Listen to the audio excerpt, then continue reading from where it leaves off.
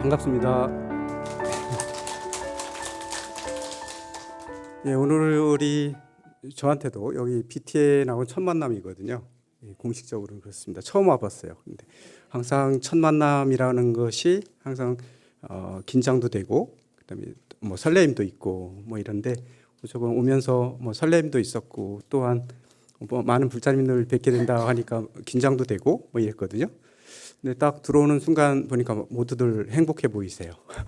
다 행복하신가요? 예.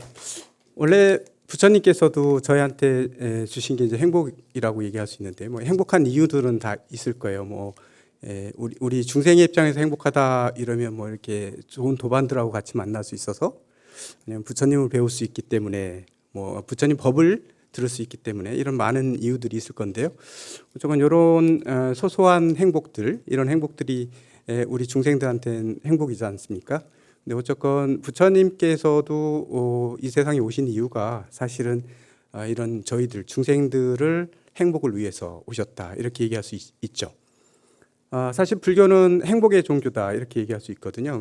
행복, 어떻게 하면 행복할 수 있는가, 이런 것들이고, 그다음에 물론 중생들은 소소한 데서 행복을 느끼지만 이런 행복들은 일시적인 거잖아요. 일단 만나서 행복하다 이러면 또 헤어지면 그 행복은 사라지는 것이고, 그렇습니다만 결국 부처님께서 우리한테 주시려고 했던 건 영원히 변하지 않는, 영원히 우리가 안락할 수 있고 행복할 수 있는 그 방법을 인도해 주시려고 하셨지만, 그랬더라도 우리 중생들 입장에서는 아직은 그게 아니란 말이죠. 소소한 것이 행복하고 그 깨달음의 단계에서 행복이라는 건 아직은 맛을 보지 못한 사람도 많고, 이렇기 때문에 부처님께서는 어쨌건 그 행복해지는 길에 대해서, 행복해지는 방법에 대해서 그걸 알려주려고 오신 것이다, 이렇게 얘기할 수 있죠. 보면 부처님께서 처음에 오실 때, 이 세계에 내려오실 때 탄생계가 있잖아요. 간단하게 뭔가요? 천상천하 유화독존이잖아요. 예, 하늘 위 하늘 아래 뭐 나 홀로 존귀하다, 이런 말씀이다, 이렇게 돼 있는데, 내가 제일 존귀하다, 이런 뜻이거든요. 요건 부처님뿐만 아니라 우리 중생들 다 해당되는 말이에요. 왜냐하면 불교는 원래 우리가 다 불성을 다 가지고 있지만, 전부 다 여러분 다 부처잖아요. 다 부처시고 이러시지만, 우리가 중생으로 살아가고 있는 이유는 그 원래 불성 자리가 무명에 의해서, 업에 의해서 가려져 있어서 때가 묻었기 때문에 이게 왜곡돼서 우리가 생활하고 있고, 왜곡된 것을 진실한 걸 우리가 받아들이고 있기 때문에 거기서 오는 그런 현상들이다, 이렇게 볼 수 있거든요. 그렇기 때문에 우리가 아무리 잘 못 살고 있다, 지금은 잘 안 된다 하더라도 부처인 건 마찬가지인 거거든요, 분명히. 그래서 이 세상을 가장 행복하게 사는 방법은 뭔가 그랬을 때 부처님의 행복에 대해서 되게 많이 주장하셨는데, 제가 볼 때는 뭐냐면 대부분 우리가 주인공에 대해서 사는 거.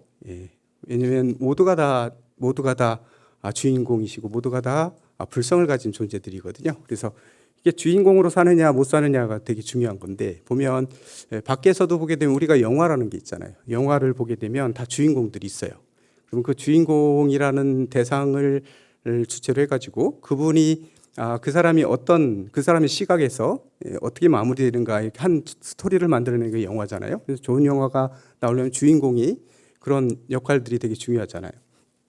근데 우리가 사는 것도 다 이게 주인공으로 사는 거란 말이죠. 그래서 우리 중생들도 다 각자 인생, 각자 한바탕 살고 가는 이 인생이라는 게 어떻게 보면 하나의 영화를 만들어내는 거다, 이렇게 생각하는데, 여기 뭐 100명이 있다 그러면 100명의 영화가 하나가 만들어지고 있는 거죠. 자기 영화, 자기 인생에서는 자기가 주인공인 거죠. 근데 대부분 자기가 주인공으로 못 살고 그냥 조연으로 사는 경우도 되게 많아요. 이건 문제가 있는 거죠. 그러면 행복하지가 못한데, 내가 주연으로 돼서 내 인생을 내가 살아가는 거, 이거 되게 중요하거든요. 그래서 여기서 주인공이라고 얘기하면 대부분 뭐 지위가 높다거나 낮다거나 이런 건 상관없어요. 지위가 높고 낮은 건 상관이 없죠. 그다음에 다 지위가 높은 사람들만 있을 수 있는 건 아니기 때문에, 이 세상에. 그리고 뭐 사회적으로 이렇게 존경을 받는다거나 존경을 덜 받는다거나 이런 것도 상관이 없는 거예요. 그런 건 다 문제가 안 돼요. 내 인생 내가 만드는 건데, 대부분 그래서 진정한 될 수 있으면 누구보다도 더 뭐 알찬 이런 인생을 마무리해야 되겠다 싶으면 물론 이제 진리에 대해서 공부하는 것도 되게 중요하고 이렇습니다만 저건 우리 중생들의 입장에서 봤을 때는 내가 좋아하는 것, 내가 잘할 수 있는 것, 그리고 본인이 좋아하는 것들을 하게 되면 남한테 존경받는 직업이 아니라 하더라도 본인은 행복할 수 있는 거죠. 그래서 자기 마음을 할 수 있는 것 이런 게 되게 중요하죠. 그래서 항상 부처님께서 우리한테 얘기하는 건 주인공으로 살아라 이런 말씀을 하고 계신 거거든요. 주인공. 예. 그 영화의 주인공처럼 나의 인생은 내가 주인공으로 살아를 마무리하고 가는 거 이런 게 되게 중요하다 이런 생각이 들어요. 그래서 보면 주인공의 입장에서 많이 쓰여진 그런 조형물들도 있고 뭐 이런 것들이 있는 절에 가면 건물들 이런 것들에서 우리는 그런 지혜를 느낄 수 있고 뭐 그렇습니다만 먼저 초발심자경문이라고 처음에 출가한 사람들이 보는 책이 있거든요. 거기 보게 되면 무슨 초심은 보조스님께서 쓰신 것이고 이제 그다음에 발심수행장은 원효스님이 쓰신 것이고 그다음에 양훈스님이 쓰신 게 우리 저거잖아요. 그 뭐예요 자경문이 있거든요. 이 자경문 있습니다. 다 한국 스님들이 쓰신 거예요. 이 세 분은 다 한국 스님들이십니다. 그런데 자경문을 보면 자기 자신을 경책하는 말을 써놓은 글인데요. 수행하면서 그 첫 번째 출발할 때 첫 구절이 그거죠. 주인공아 청하나라거든요. 주인공아 내 말을 들어라. 자기 자신한테 얘기하는데 주인공아 왜 내가 주인공으로 못 살고 있는 경우에 내가 모든 것들에서 내가 주체적으로 다 해결해야 되고 내가 그걸 만들어 가야 되는데 이게 끌려다니면 안 되는 거예요. 공부하는 데 있어서도 내가 주인공이 돼서 공부하는 거죠. 불법을 공부하는 것도 마찬가지고 어떤 공부를 하든 내가 주인공이 돼서 공부하는 거하고 누가 시켜서 마지못해서 하는 거하고는 엄청난 차이거든요. 자기가 주인공의 입장에서 공부해 가는 게 되게 중요해요. 이 자리에 지금 우리들이 모여 있는데 이 자리에서 보면 어느 절에 가보면 송황사도 그게 있긴 있는데 설법전이라고 있어요. 설법전. 뭐 하는 곳이죠? 설법할 때 쓰이는 이렇게 건물을 설법전이라고 쓰여져 있습니다. 뭐 설법전이라고만 써있는 게 있는 게 아니고 옆에 보니까 금강계단이라고도 써 있어요. 송황사는 금강계단하면 스님들이 계를 받을 때 쓸 때는 금강계단으로 쓰이는 거고요. 설법을 할 때는 설법전이라고 쓰는 거예요. 이름이 정해져 있지는 않아요. 어떤 건물이든지. 왜냐하면 그런 것들은 전부 다 뭔가요? 그때 다 무상한 것이고 그때 쓰임새에 따라서 이름이 불려지는 거기 때문에 그래요. 근데 동시에 이름으로 쓰여지는 경우도 있죠. 예를 들면 설법전이라고 했는데 반대편에 가봤더니 청법전이라고 쓰여 있어요. 앞에는 설법인데 뒤는 청법이에요. 법을 듣는다. 이런 얘기했거든요. 이건 동시에 이루어지는 거예요. 왜 설법전이라고만 써놔도 되는데 왜 청법전이라는 편액을 뒤에다 써붙였을까요? 이게 바로 이제 주인공인 입장에서 하는 거죠. 오늘 만약에 지금 우리가 무상사의 법당이 설법전이라고 한다면 제가 주인공이에요. 설법하는 사람이 주인공이고 많은 듣는 분들은 주인공이 아니에요. 보조 들으러 온 대상밖에 안 되는 거죠. 그런데 이 공간은 저한테는 설법전이 될 수 있지만 지금 앞에 계신 분들한테는 청법전이 되는 거예요. 동시에 그런 거죠. 그래서 이 안에 얘기할 때는 청법전이다. 이렇게 부를 때는 듣는 사람 입장에서 자기가 주인공의 입장에서 불려지는 거잖아요. 청법전, 설법전 이건 동시에 이렇게 이름이 붙여지는 거거든요. 그런 것을 우리한테 알려주기 위해서 거기 편액이 거기 쓰여 있는 걸 통해서 우리들은 그걸 느낄 수 있는 거죠. 여기는 설법전이라고 하면 설법전이라고 끝났는데 왜 청법전이라는 걸 저기다 뭐하러 써놨어? 그런데 그거는 각자 그 안에 있는 사람들이 전부 다 주인공이라는 거죠. 법을 들을 때도 내가 주체적으로 해서 들어야 되는 거고 설법할 때도 자기가 주체해서 하는 거예요. 자기 입장에서 하는 거죠.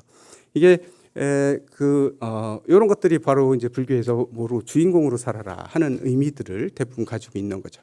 그래서 내가 나에 대한 자긍심 이런 것들을 아주 팽배하고 내에 대한 자신감 이런 것들이 팽배할 때 이게 모든 행동하는 데 있어서 자신감도 생기는 것이고 그런 속에서 내 생활하게 되면 저절로 행복해질 수밖에 없는 거죠.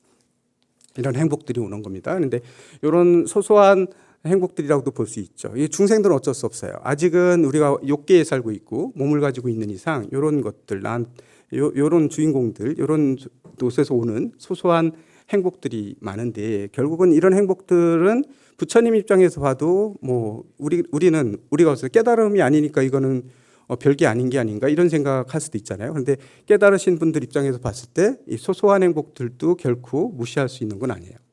부처님께서 이걸 부정하시는 건 아니에요. 소소한 행복들도 그런 것도 누리지 마라 이렇게 부정하시는 건 아니거든요. 다만 깨달음의 세계에서 봤을 때는 어때요? 예, 그런 느낌은 받지만 결국 뭔가요? 거의 집착하지 않으면 되는 거거든요. 예, 집착하지 않는 이런 것들이 되게 중요하다 이렇게 볼 수 있죠. 부처님께서 부처님 시대에 보면 부처님께서도 아프셨어요. 많이 아프시고 예, 병에도 걸리시고 뭐 그랬었죠. 대받았다가 부처님을 해하려고 그 바위를 굴려 떨어졌을 때 바위가 산산조각이 나면서 그 조각에 부처님이 다치신 적이 있었거든요. 다치셨기 때문에 예, 발이 다치신 적이 있으세요. 그래서 그 발등을 꿰매고 해야 될 거 아니에요. 그래서 그 의사가 꼭 따라다니셨잖아요. 그 의사가 부처님께 그렇게 물어봅니다. 뭐라고 물어보냐면 부처님도 아프시냐고 물어봐요. 부처님도 아프십니까? 부처님 깨달으신 분이고 다 완성하신 분인데 몸이 아플 것 같지가 않잖아요. 부처님도 아프십니까? 물어봤는데 부처님께서 뭐라고 대답하셨죠? 네, 내 육신은 아프다고 했어요. 육신은 아픈데 그거에 의해 가지고 더 이상의 번뇌가 일어난다거나 번민이 일어난다. 더 이상 발전하지 않는다. 아픈 건 아픈 거예요. 발등이 아픈 건 아픈 거예요. 근데 대신 꼬맬 때 이 아프다고 해서 소리를 이러진 않죠. 왜냐하면 더 이상의 당신한테 번뇌가 일어나지는 않는다. 이렇게 얘기하거든요. 왜냐하면 우리가 육신을 가진 깨달음이라고 하는 것들도 사실은 이 현상 세계에서 일어나는 것들을 다 초월하는 것들, 뭐 물론 그 정신적으로 다 초월한 상태라고 얘기할 수 있겠지만 육신을 가지고 있는 이상은 육신은 무상한 것이기 때문에 영원하지 않은 것이기 때문에 부처님도 나이가 드시니까 늙으시는 것이고 거동이 불편해지시고 아픈 건 아픈 거예요. 하지만 그걸 자연스럽게 받아들이시는 거죠. 당신이 그래서 깨달음 입장에서 봤을 때요, 이런 사소한 행복이나 이런 것들도 결코 무시하는 건 아니에요. 개인적인 행복, 남들은 아니고 내 이기적인 행복이나 이런 것들은 안 되는 거지만, 그런 이런 사소한 행복들을 내가 느끼지도 말라 이런 뜻은 아니거든요. 느끼는 건 느끼는 거예요. 영유할 건 영유하고. 근데 이런 것들이 바탕이 돼서 결국은 우리가 수행을 통해서 보죠.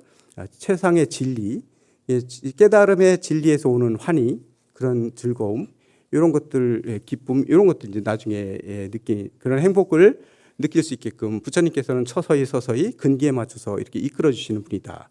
이렇게 볼 수가 있죠. 그래서 우리가 개인적인 행복 이런 것들도 추구하다 보면 뭐냐. 그런데 두 번째를 우리가 자리 이탈을 되게 많이 하잖아요. 나한테 이루은 건 자리예요. 근데 그렇다고 남한테 이타가 안 되면 불교의 보살의 완성이 아니거든요. 그래서 그런 옛적에 그런 설화가 하나 내려오는 게 있죠. 전 요 설화를 보고서 되게 예전에도 감명을 먹고 그래서 요 설화가 주는 의미가 되게 좋아서 제가 항상 기억하고 있는 설화인데 공명조라고 있잖아요. 혹시 아시는 분들 있어요? 들어본 적 있죠? 공명조. 몸뚱아리는 하나인데 머리가 두 개인 새. 들어보신 적 있죠? 예, 몸뚱아리는 하나예요. 하나인데 머리가 두 개예요. 머리가 두 개인 새가 존재했어요, 옛날에. 거기에 대한 얘기인데요.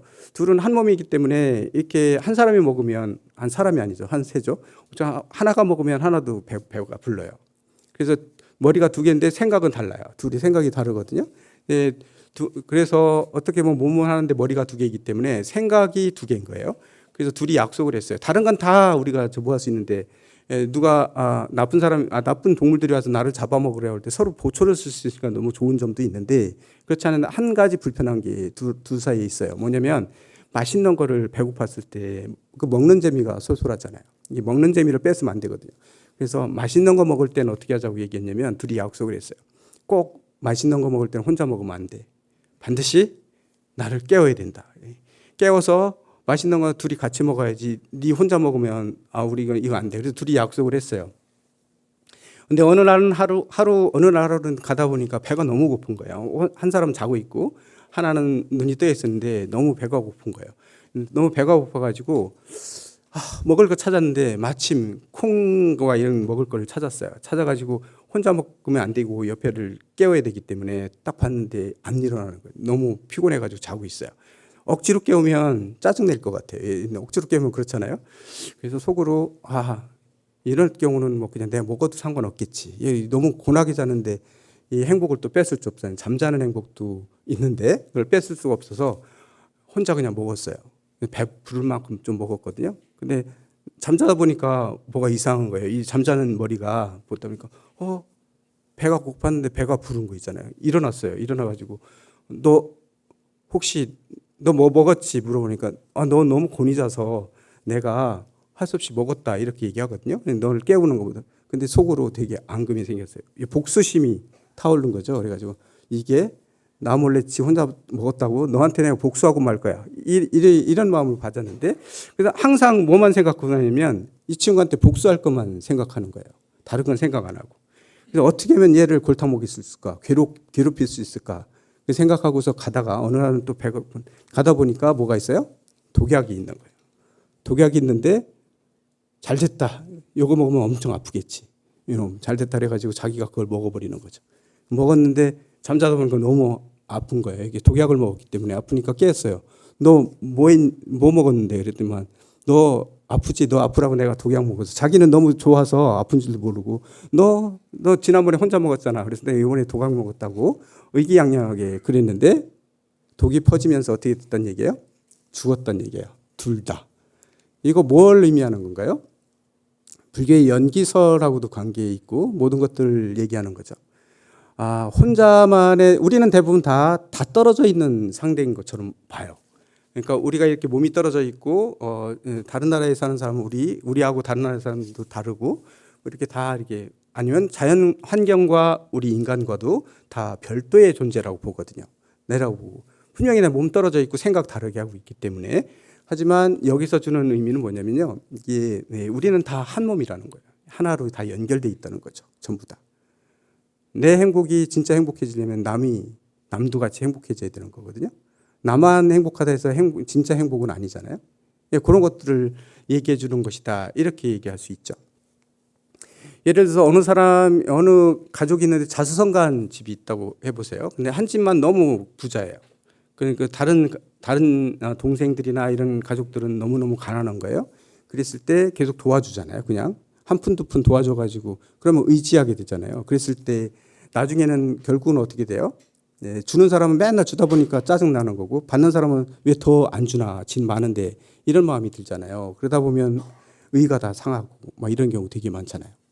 그래서 그냥 도와주는 건 불교적으로 도와주는 건 아니에요.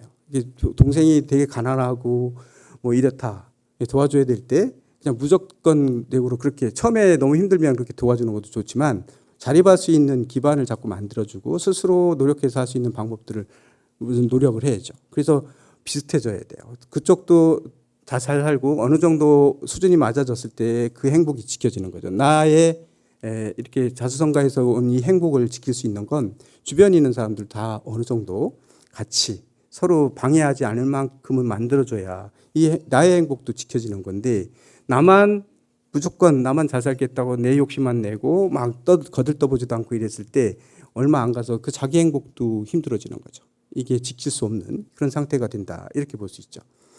우리나라는 치안 상태가 되게 좋다고 얘기하잖아요. 서로 아직은 저희는 그래도 많이. 근데 저기 남미나 다른 나라들은 그렇지 못하다고 얘기하거든요. 왜냐하면 부자든 되게 부자고 가난하든 너무 가난해요. 그럼 너무 가난한 사람들이 희망이 없어지면 어떻게 해요? 이게 돌변하는 겁니다. 나쁜 짓 하는 거 안 할 수가 없게 되는 거죠.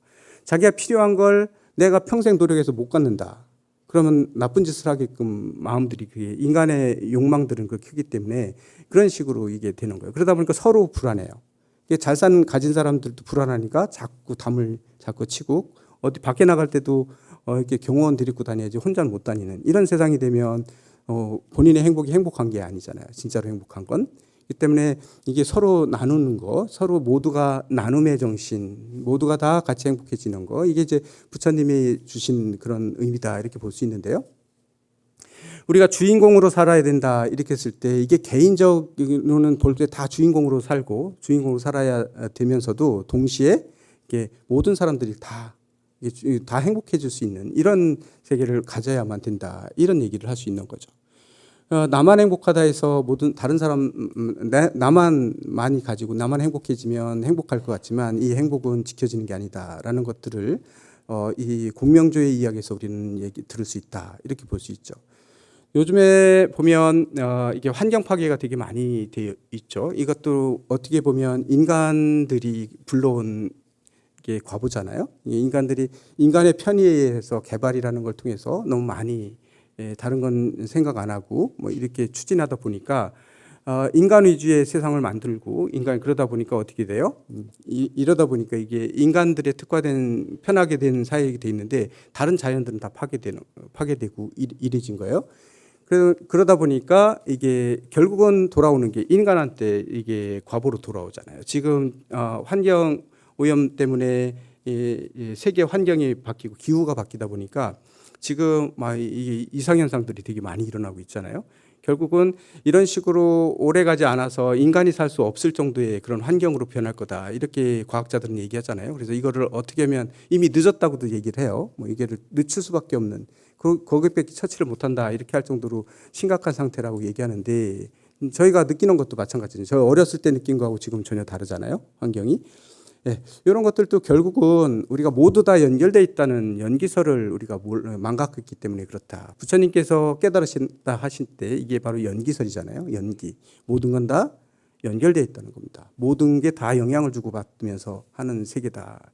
이게 부처님께서 깨달으신 바고 그렇잖아요. 이걸 망각하면 안 되는 거죠. 내가 물론 모두가 다 주인공이 돼서 살되 이게 모두가 다 어울려서 살 수 있는 이것을 얘기하고 있는 게 부처님 말씀이고 부처님 가르침이다. 이렇게 볼 수 있다는 얘기예요. 그렇다고 해가지고 저희가 그냥 무턱대고 지금 환경이 이렇게 파괴됐으니까 어떻게 하나 그냥 자포자기하고 있을 수는 없어요. 그리고 이 지구를 떠나서 다른 환경을 찾아서 저희가 갈 수 있는 방법도 있겠지만 그런 거 찾는 것도 만만치가 않죠. 그렇기 때문에 이걸 떠나서 따로 있는 것들이 아니기 때문에 그래서 바로 이 환경이 파괴된 이 자리에서 우리가 할 일들은 다시 이 자리에서 찾아야 될 수밖에 없는 거죠. 그래서 예전에 우리 그 고려 시대 때요. 고려 시대 때 송광사에 뭐 지금 현재 송광사가 있게 만들었던 어른 스님 하면 보조 스님을 빼놓을 수가 없거든요. 송광사 하면 보조 스님 빼고는 얘기 못 해요. 보조 진우 스님 계시잖아요. 이 보조 진우 스님께서 고려 시대에 그 고려 불교가 되게 타락했고 이렇게 망가졌을 때 그래서 새롭게 불교를 일으키기 위해서 고심을 하시고 많은 그래서 장소를 찾고 그러다 보니까 이제 송광사가 제일 마땅한 곳이다 해서 송광사를 찾으면서 거기에서 정예결사라는 걸 하잖아요. 정예결사. 우린 초기로 원래의 부처님 가르침 그 상태로 돌아가서 부처님식으로 우리가 똑같이 그런 삶을 살아야 되겠다. 이렇게 실천해 보자라고 해가지고 뜻이 있는 납자들을 모아서 이게 결사를 했던 거예요. 그래서 그 동안에 타락했던 것들 다 이렇게 조부해 버리고 다시 새롭게 부처님 근본 자리에서 부처님 가르침에 따라서 수행을 해나가기로 해서 결사를 내서 이렇게 같이 하셨던 그게 정예결사다 이렇게 얘기하는데 이 정예결사문에 그런 얘기가 나와요. 뭐죠? 제일 유명한 것 땅에서 넘어진 자 땅을 딛고 일어나라 이런 얘기가 있거든요. 땅에서 넘어진 자 땅을 딛고 일어나라. 이게 땅이라는 것이 우리가 지나가다 보면 뭐가 있냐면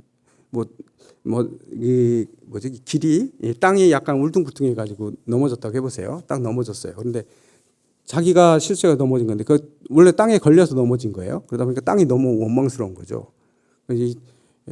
넌 되게 미우니까 나를 넘어뜨린 놈이니까 뭐예요? 너의 도움은 내가 받지 않을 거야.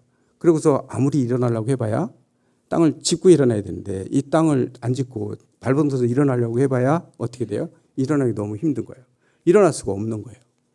아무리 내가 밉다 하더라도 땅이 밉다 하더라도 이 땅은 우리 바탕이 되거든요. 이 땅을 짚고서 일어나야 되는 거죠. 그러니까 항상 뭐냐면 우리가 지금 환경이 파괴되고 지구의 이 환경 상태가 안 좋아졌다 하더라도 이거를 그냥 냅두고 있을 수 있는 건 아니에요. 우리가 새로운 환경을 다시 만들고 하는 것들은 지금 이 상태를 그대로 짚고서 이 상태에서 우리가 그 안에서 찾을 수 있는 방법을 찾아내야 되는 거죠. 마찬가지로 우리의 삶에 있어서도 마찬가지예요. 우리 불자님들의 삶에 있어서도 항상 가다 보면 가끔 마음에 안 들 때도 있고 뭐 내가 내 마음대로 안 될 때도 있고 막 이래요. 그러면 이 새로운 걸 또 찾고 막 이러거든요. 예를 들어서 제가 아는 모 스님 그러니까 제가 승가대학을 다닐 때 처음에 출가해 가지고 왔는데 제가 왔는데 제가 1학년 때 4학년 스님이 뭐 있으세요. 오늘 그 스님 누구라고는 얘기 안 하겠지만 어느 스님이 계셨는데요. 그 스님은 되게 내가 1학년 입장에서 봤을 때도 되게 고고해 보이고 막 이러셨어요. 말도 되게 조곤조곤하고 엄청 이제 수행자답고 막 이러셨거든요. 근데 그 스님이 저희한테 그랬던 스님인데 이제 끝나고 나면 어디 뭐 선방을 가시겠다 뭐 이러셨어요. 뭐 유런도 가고 선방도 가고 이쪽 저쪽 막 이렇게 수행처를 이렇게 다녔어요. 처음에 가셨을 땐 되게 좋아하세요. 야, 여기 가니까 다 수행자들이고 너무 좋다. 근데 조금 살다 보면 실망을 하세요. 거기 있더니 다 수행자들만 있는 게 아니고 뭐 이상한 사람들 있다. 뭐 이래가지고 여기 나 실망했어. 이래가지고 실망해서 여기 못 있을 때 이렇게 나와요. 다른 수행처가 가지고 또 그러시면서 또 거기서도 뛰쳐나오시고 그러세요.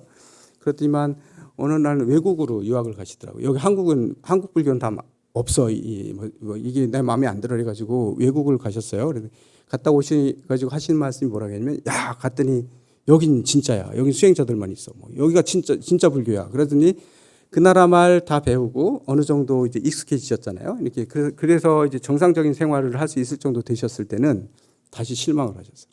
여기도 아니야. 나오신 거예요. 나오셔가지고 결국 한국에 다시 오셔가지고 어디 뭐 그냥 학문적으로 좀 공부하시다가 속퇴하셨어요. 이 스님한테 뭘 배우시냐면 항상 밖을 바라보고 계신 거예요.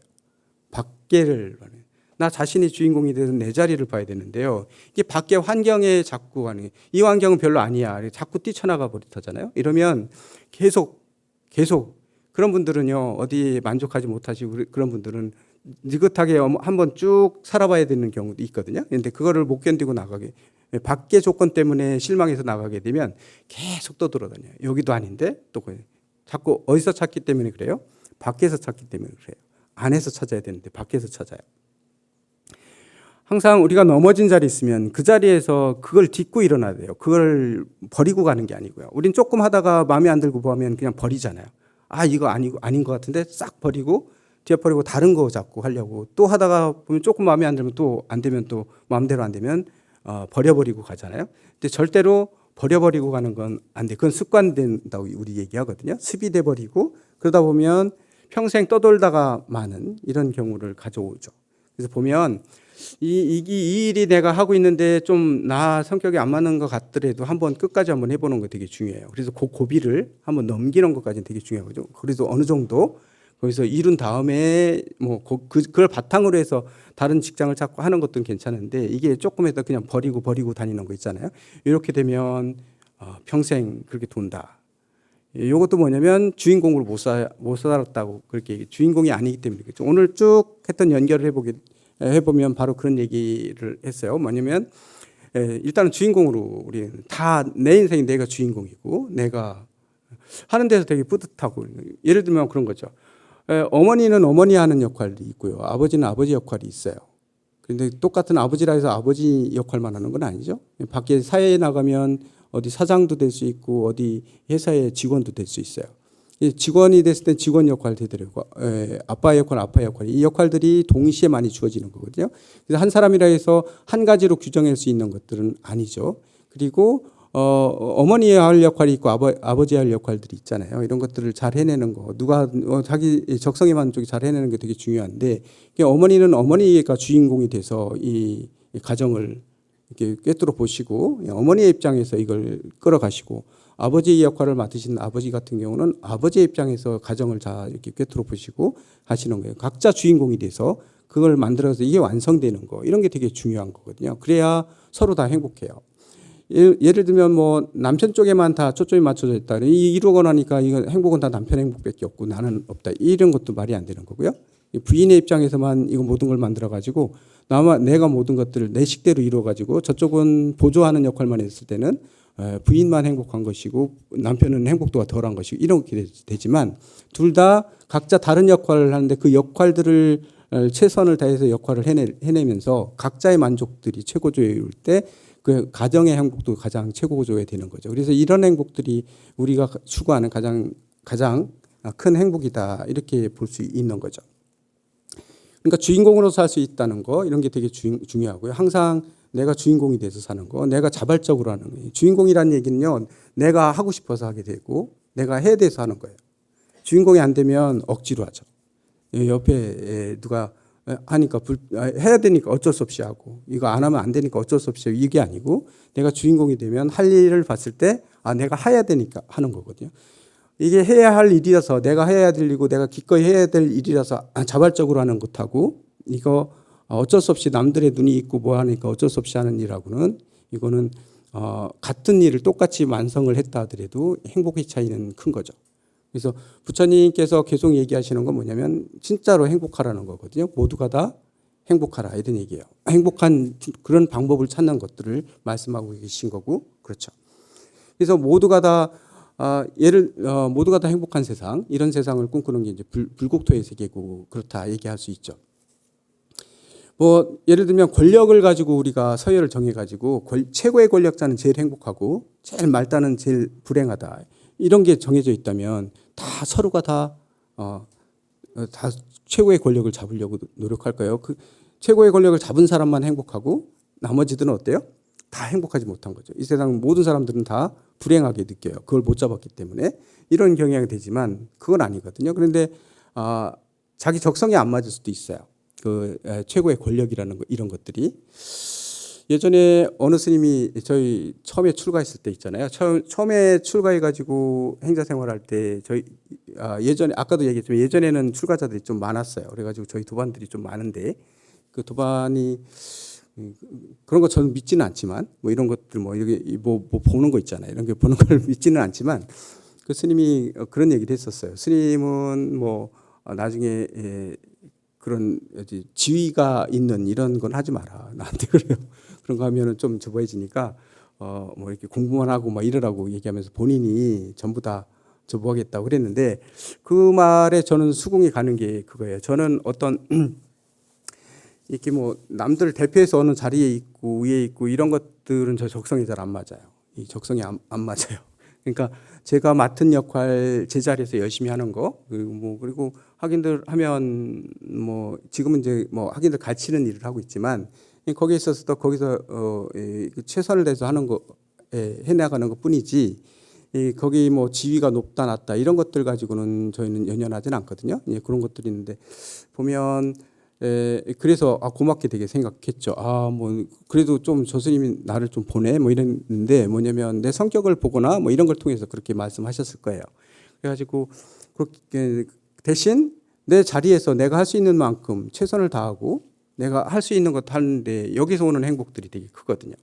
여기에서 오는 행복이라는 게 되게, 그리고 내가 자발적으로 할 수 있는 것들, 억지로 누가 시켜서 하는 건 대부분 다 싫어하잖아요. 근데 그런 것들이 되게 나의 행복을 좌우하는구나. 그래서 제가 지금 출가해서 지금 거의 지금 30년 가까이 돼가고 있지만 아직까지는 아직 불행하다는 생각을 해본 적이 없어요. 물론 중간에 지나가다가 막 힘든 일도 있고 막 이렇게 좌절할 일도 생기고 이러지만 그런 일들은 그냥 지나가는 일들이고요. 뭐 이렇게 부처님 법을 뭐 의심한다거나 뭐 이래 거기서 태고심을 냈다거나 이런 적은 없거든요. 그냥 항상 그러다 보니까 이게 행복한 게 느껴지고, 처음에는 뭐 처음부터 그랬던 건 아니지만 처음에 힘들 때는 안 그랬지만 지금 세월이 지날수록 그런 느낌이 들어요. 예전에 어느 스님이 그런 말씀을 하시는 걸 예전에 제가 선방을 다닐 때 모 스님이 그런 얘기를 하셨는데 그 얘기가 저한테 되게 감명이 왔던 얘기라서 한마디만 더 드릴게요. 그 스님하고 어른 스님인데 어른 스님을 찾아뵀는데 그 어른 스님이 그런 얘기를 하시더라고요. 나는 그런 말씀하셨어요. 나는 지금 내가 평생을 불법을 공부하면서 살았는데 스님들한테 법문도 듣고 이렇게 살았는데 지금 부처님 말씀이 전부 다 100% 거짓말이다. 야, 나 이거 한 거 다 거짓말이야. 이런 얘기 한다 하더라도 나는 후회가 없다. 이런 말씀하세요. 후회는 되지 않는다. 거짓말해도 나를 이렇게 속여서 너무너무 행복.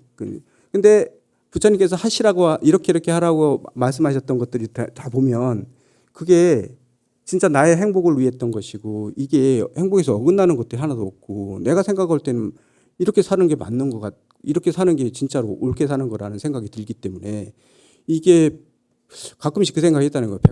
부처님께서 다 거짓말 하셨으면 나 어떡하지? 이런 생각을 하는데 그런 생각하면 다 거짓말 쳤다고 하더라도 나 부처님을 원망하지 않는다요. 오히려 난 부처님 감사할 뿐이다. 나를 잘 속여줘서 감사하다. 이런 마음이 들 정도로 불법에 대해서는 아직은 자기가 퇴고심을 낸 적이 없다. 이런 말씀을 하세요. 그래서 속였다 하더라도 이 얘기에 제가 좀 감동 먹었거든요. 그 당시에는 저희가 초심자였을 때이기 때문에 그래요. 아, 그렇구나. 그런데 지금 저도 똑같은 얘기, 그 스님이 했었던 얘기에서 어긋나지 않는다. 지금 보면 그렇다니 불법 부처님 가르침을 보다 보면 이게 다 진리를 말씀하시는 거고, 그리고 이 자리에서 네가 행복해지는 방법들을 얘기해 주고 있는 거다. 이런 얘기를 할 수 있다는 거죠. 불교는 사실은 염세적인 종교거나 뭐 이런 종교는 절대로 아니고 되게 이게 뭐죠? 이렇게 되게 긍정 에너지를 되게 뿜어내는 종교다. 저는 그렇게 보거든요. 부처님 경전을 보다 보면 이게 다 긍정적인 마인드들이 있어요. 그다음 막 힘이 나고 막 이렇게 어떻게 해야 되겠다 이런 힘들이 나는 내용들이지 이게 결코 뭐 부정적인 개념들이 많이 쓰여가지고 잘못 이해하는 분들이 많아서 그걸 가지고 불교가 염세적이라든지 뭐 이런 건 오해를 받는 것들이고 불교를 몰라서 그러는 거고, 불교는 그 속에서 얘기하는 것들은 되게 긍정적인 마인드, 되게 강한 그런 종교다. 그리고 다른 종교에 비해서 뭐죠?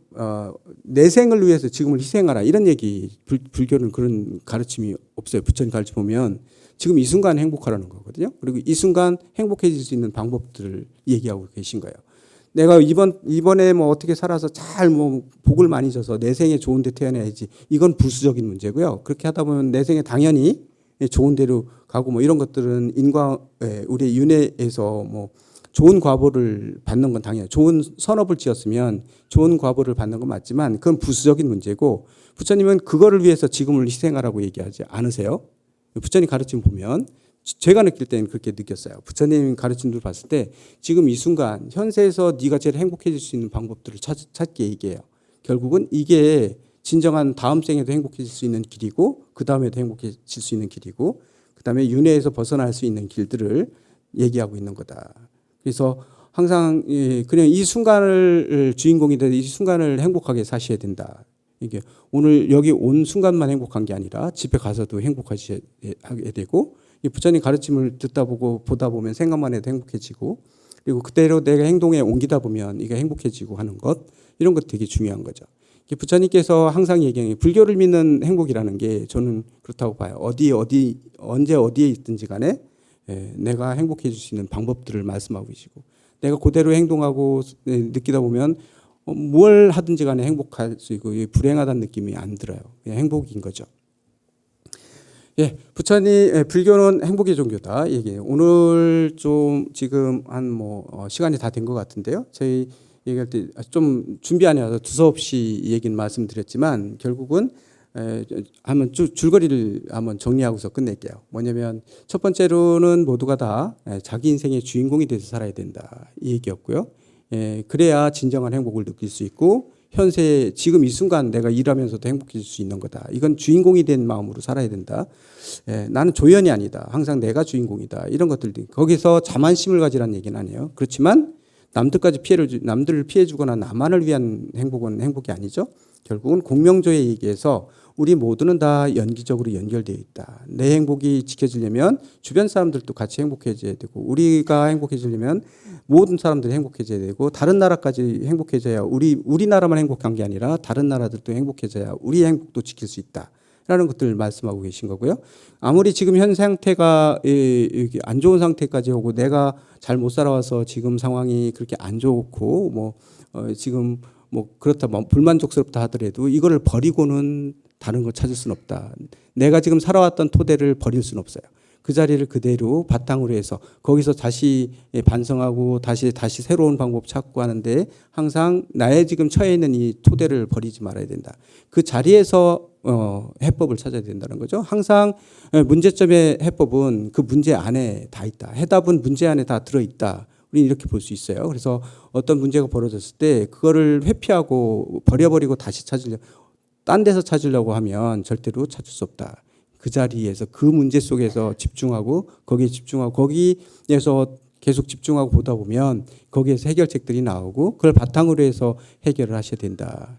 그래서 부처님 가르침은 결국은 모두가 다 행복한 세상, 모두가 다 지금 이 순간 행복해지기를 원하는 원하는 말씀드리시고 부처님 그것을 꿈꾸신 것이다. 이런 얘기를 마무리하면서 오늘 또 내일 또 시간이 가면 갈수록 더욱더 행복해지시고 행복이 가득한 삶을 영위하실 수 있기를 바랍니다. 그러다 보면 당연히 부처님 되실 날이 가까워질 거라 이렇게 생각됩니다. 모두 다 성불하십시오. 예, 끝내겠습니다.